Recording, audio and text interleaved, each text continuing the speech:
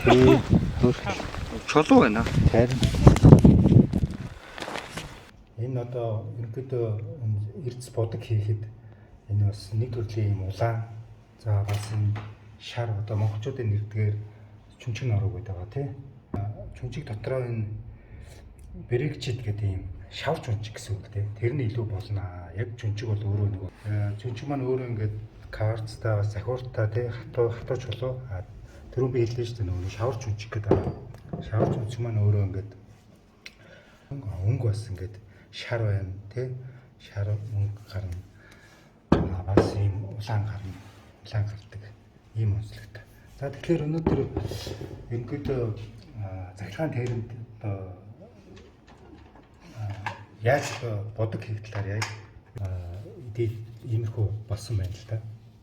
Тэ энийг бол дахиад тэндээ байн одоо жижиглээд яж болно.